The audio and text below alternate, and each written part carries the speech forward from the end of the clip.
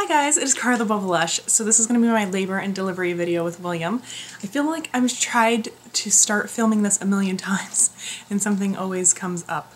I thought it would be great to film it in the hospital. Great light, you know, there's nothing like busy in the background. But then I forgot that the nurses come in every 10 minutes to check on you. so it's impossible to do it without getting interrupted. And then once you're home and you have a big sister, life just gets a little hectic. So I'm sorry this is taking me so long, but we're gonna get it done. All right. So William is sleeping. He is currently in between feeds. So,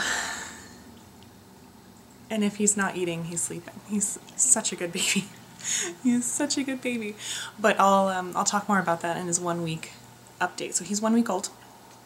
But I wanted to talk about the induction. So I went in at 41 weeks, which was Saturday the 16th, for an induction, mainly just because I wasn't having any signs of labor, nothing. At my previous check, I wasn't really dilating, or my cervix wasn't ripening at all, no matter what I was doing. So I didn't see the need in going to 42 weeks. If my body had been progressing towards labor, I would have considered it, but it wasn't making any movements, so I figured 41 weeks, let's just go in for the induction, see what happens.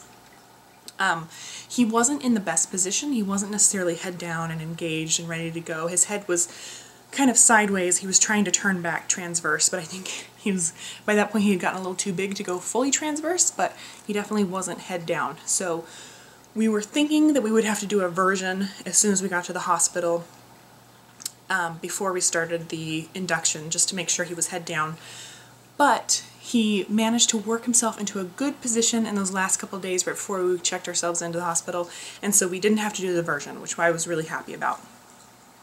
It just kind of scared me. The only thing that made me feel okay about it was if I had had to do a version from the second it had been done, he would have been monitored and I would have been monitored, so if there was any issues with the cord or anything like that, we would have known right away.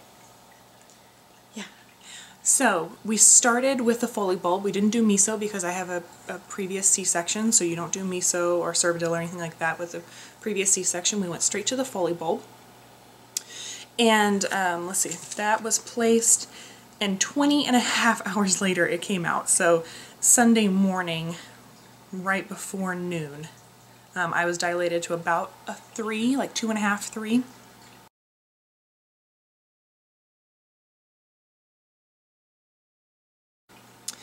And they said that I was about 60% effaced, soft, but I was -3 stations. So he was still way up there. He wasn't coming down at all, and so they were going to start Pitocin to try to get those contractions going. And once they started Pitocin, I couldn't have any more food or anything like that. So we waited just a little bit between Foley bulb and Pitocin so I could have lunch, kind of my last meal. And then we started Pitocin the afternoon of Saturday. And we were going to start it really slow so that we were taking it easy on my uterus because of the previous C-section scar. And here's the reason why we were doing an induction, just so I can kind of be clear. We wanted to avoid a repeat C-section as much as possible. Chris and I want to have 3 kids, maybe 4, and the more C-sections you have, obviously, the more dangerous things get. So that was one reason why we wanted to avoid that. And also, I think Chris and I had just kind of agreed that as long as I was handling the induction okay, and as long as William was doing good and he looked really good on the monitors and he wasn't being affected negatively by it, there was no harm in trying for an induction. And as soon as one of us kind of started looking bad, then we would do a C-section. I think that's kind of all you can do. And for a while there, I was thinking that I would just want to schedule a C-section, but really it's our hope to have a larger family, to have another child, that really wanted me to prevent doing a C-section. That's why we did the induction. So I know that some people kind of were questioning that because I wasn't dilating or anything like that, and I was starting the induction from 0, which I really didn't want to do, but ultimately just trying to avoid as many C-sections as I can is the reason why we did the induction. So we started the Pitocin, and about 3 hours after we started the Pitocin, I went to stand up from the bed, and I just started leaking down my leg, and I was like, I either peed myself or my water just broke. It was one of those where like I was right in the middle of a contraction, and the contractions felt a lot better when I was standing and rocking side to side. They didn't feel good when I was laying down. They didn't feel good when I was bouncing on the ball. I was able to breathe through them the easiest when I was standing and rocking side to side. And so every time I moved with that contraction, I was leaking more fluid. So we pretty much knew that it was my water breaking, but they tested it and it was. So that was exciting. I was really excited that like my water broke spontaneously, because I thought that was kind of a good sign. It's one less invasive procedure that they needed to do. Those of you that have watched the labor and delivery story with Hannah know that the reason why everything went sideways with her is, one, it was a really long induction, and I developed a uterine infection, probably from either repeat checks or, you know, them breaking my water, maybe the amnio infusion, who knows. But it was ultimately that uterine infection that really led to the C-section, so we wanted to avoid that as much as possible. So the fact that my water broke on its own and I didn't have to like have that crochet hook thing that they use, that was excellent, and I was really excited about that. So we kept doing the Pitocin, and it was pretty low. Let's look real quick. We have it all written down. So the Pitocin was at like under 10, which, considering I like maxed out at 30 with Hannah, that's pretty good. And so the contractions were coming at decent intervals. They were about every 2.5 to 3 minutes. They weren't very strong though. I was really easily able to breathe through them and not talk through them, but breathe through them. And I felt really good. And then all of a sudden, I started having crazy intense contractions, and I knew from Hannah's labor that as soon as I wasn't able to breathe through the contractions, we dosed the epidural with Hannah, and I started progressing a lot faster. And so even though it was early, it was earlier than I wanted, it was also late at night. The epidural was placed at 12:30 a.m., so right after midnight, and I had basically been at the hospital for 2 days. Hadn't really slept the previous night because I had the Foley bulb in, which hurt, and I was already getting exhausted. I was already hungry, and I wasn't coping well. I could breathe through the contractions, but I knew I was still only 3 centimeters, and it was only going to get worse. It was only going to get more intense. And I figured if I got the epidural now, a little after midnight, maybe I can get some sleep and I can have some actual energy when it comes to pushing, right? This was my mindset. And so I talked it over with the doctors, and they all kind of agreed with me. So we had the epidural placed, and this was the first time I had an epidural placed while I was doing contractions, like while I had contractions. With Hannah, we had it placed early just in case there was like an emergency because of the clotting disorder. But we didn't have it dosed, but it was placed before I was having really any contractions. This time I had the epidural placed while I was breathing through contractions, and that is not fun. Not fun at all. The epidural worked pretty good for a little bit, and then all of a sudden it kind of just stopped working. And they had to come in and do a bolus, which is like they do a direct injection of the medication into a line that's kind of coming up over your shoulder, to keep it in a nice steady pace. I could still lift up my legs, so it wasn't a really deep epidural, but even then it wasn't at the right level. I could still it basically felt like I had no epidural. So as long as they kept dosing it every 2 to 3 hours, then it felt like I actually had an epidural, and everything was kind of numb, and I could feel the contractions coming on by like pressure wise, but it wasn't super painful, and I was able to get some sleep. So what's the good news? So it's Monday morning, right? Yep. The 18th. And sorry, I've been sitting on my hair.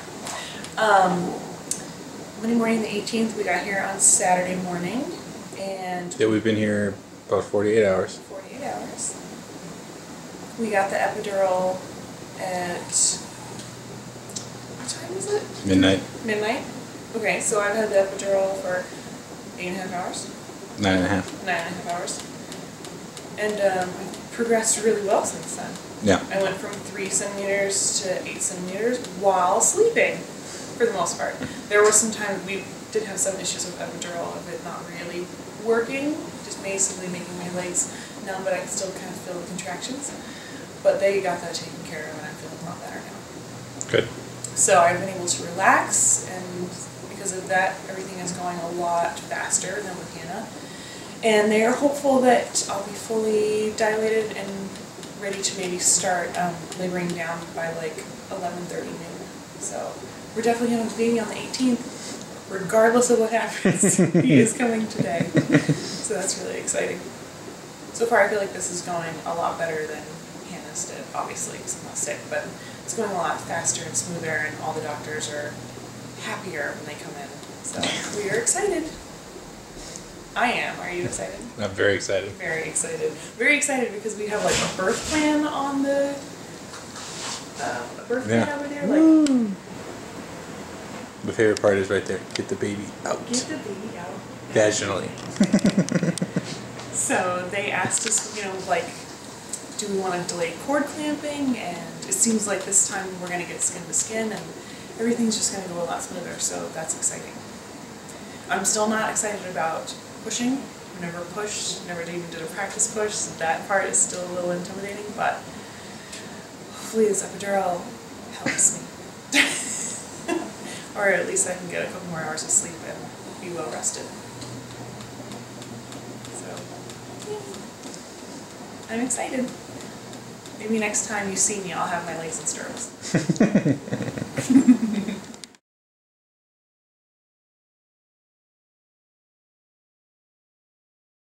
Then my progress slowed down. They checked me over after lunch at 2 o'clock, and I was still like 9.5. And then they checked me at 4:30, and I was still 9.5. But I had like a lip of, basically a lip of cervix left. So we did some practice pushes at 6 p.m. To see if that lip would melt away with pushes, or if it wasn't yet soft enough and it was just going to get swollen and kind of ticked off if I was trying to push past it. And it wasn't soft enough, and so they gave me a couple more hours. So here it's like 10 hours after they like gave me that, you know, you're just an hour or two away from pushing, and I'm still not ready to push. So then I started kind of getting a little skeptical, I guess, about how well this was going to go. But all of a sudden at 7 o'clock they came in and they checked me, and they were like, you are ready to go. You're fully dilated. He's right there. I can feel him. You just got to bring him down. And they're like, you can start pushing. And it was such a surreal moment to like actually really push. So they told me like all the mechanics of pushing, like how to do your arms, where to direct the pressure. And I started pushing, and it was just awesome. Like I said, my epidural was working really well, and so I wasn't feeling a lot of pain, but I could still move my legs, so I didn't feel super numb. I guess they were kind of doing like if you would kind of put his fingers inside, then I would know like where to direct the pushing. And by all accounts, I was actually a really good pusher. I was very motivated. I wanted to get this baby out. So we kept pushing, and then all of a sudden they were like, he has blonde hair. And I almost started crying. I almost crying thinking about it. I was so proud of myself for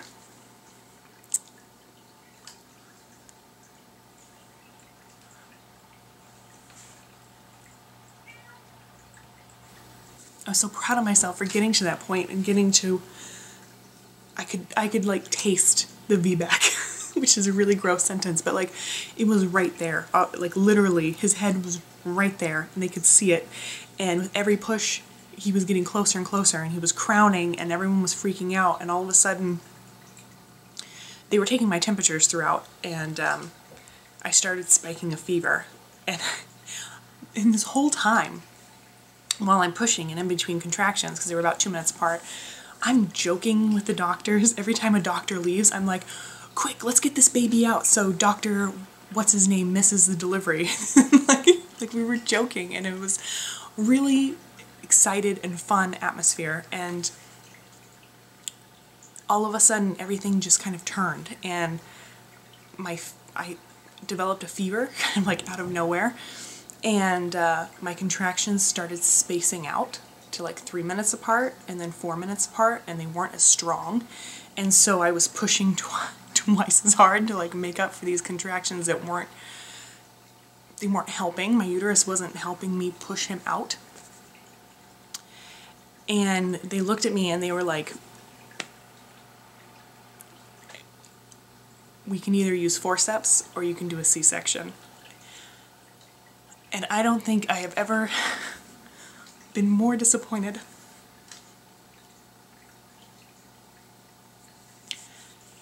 And not in myself. I'm not disappointed in myself because frankly, I pushed for over 3 hours and I rocked it. and had I not developed another stupid uterine infection, God, I could have totally done it. He was right there, and my uterus was just done. It was just done. And so they kind of gave us a moment, and I apologized to Chris. I was like, I'm so sorry. And I think he thought I was apologizing because, like, I thought I failed. And I guess part of it kind of was, because when you're in that moment and you're super emotional and you just like, it's kind of hard not to feel like a failure, but really I was apologizing because I know how hard a C-section recovery is after you've done a failed induction and after you have an infection. Like, I was upset that like he could probably go to the NICU just like Hannah, that it was gonna take me a week to be able to like set up on my own, and there was gonna be more on his shoulders. Like, I just felt so bad about the whole situation because we were so close. We were so close. We knew the kid had blonde hair. You know what I mean? So we get into the operating room and I see that tacky wallpaper up, and I'm like, God, they still haven't changed it. In 2.5 years, they still have this like teal and purple wallpaper. It's like all I can think of. And they're trying to get me all situated, and I request to speak to the pediatrician team. And I explained to them the recovery and the NICU experience that we had with Hannah, and they told me, you know, because of deliveries like Hannah and because of experiences like you had where you were separated from her for like the entire first day, we've completely changed our policy. And as long as he looks good, we're just going to watch him for 4 hours. That's it, 4 hours, not the 16 to 24 hours like we were before. And once those 4 hours are up, he can go to your room and we'll just, you know, the nurse will pop in and check on him to make sure that he continues to do okay. And so part of me felt kind of good, I guess, because the bad experience I had with Hannah had led to some change that was positive, and other moms were benefiting from it, and now I'm benefiting from it. So that's always good. All right, well, it's not what we wanted, William, but we're getting you out, so enjoy it. So then they started the C-section. Chris came in. Everything went fine.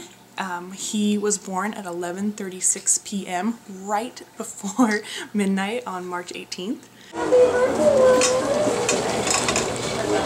lift the baby up in just a second, okay? There's a cry. Say hi to baby William! Hello!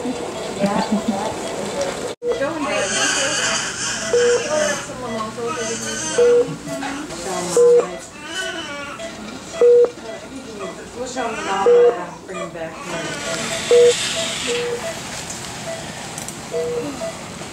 Hi, baby.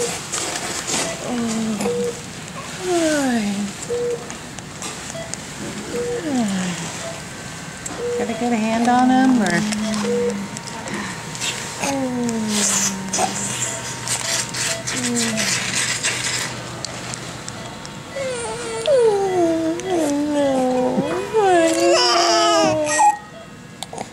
He was 9 pounds on the dot. His head circumference was 15 inches, and he was a whopping 23 inches long, which is freakishly tall if you're not aware. He's really, really tall. It's awesome.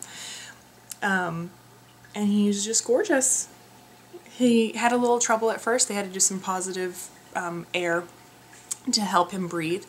But overall, he was fine. They started him on some antibiotics. He came and joined me in the recovery room and breastfed pretty quickly, and it was just wonderful. We moved up to the mother-baby unit, and we just had a good recovery. I'll talk more about his first week, but the reason why I guess it's taken me so long to make this video, well, I kind of explained it, but why I wasn't answering questions directly is because it was such an intense and like personal story. I didn't want to just sum it up in a Facebook status. I wanted to talk to you guys about it because I think the other moms have been there. The other moms have tried for a VBAC, and when you don't get your VBAC, it's really, really easy to feel like a failure. And I don't think you should. You know what I mean? There's a certain level of control that you give up in labor and delivery, and you can want things to go your way all day long, and ultimately some things are just out of your hands, and you can be the best pusher ever, and you can go into it with the best attitude and the most open mind, and you never really know how it's going to end up. And either way, it's his birth story, and I didn't think that anything could be more ridiculous than Hannah's labor and delivery. And I didn't think anything could be more frustrating than getting to 9.5 centimeters and having to do a C-section. But I was wrong. Fully dilating, pushing for 3 hours, and then ending up with an emergency C-section is more frustrating. It's more ridiculous. So I will show you him real quick. I'm running out of tape, but this is William. World's best sleeping baby. Yeah. He's such a good boy. I'm really, really lucky, and it doesn't even matter anymore. I'm just so glad that he's here and healthy, and that we are a family of 4. So I will talk to you guys later. If you want to know more about how William is doing, I will record his 1-week update either right now or after dinner. So I'll talk to you guys later.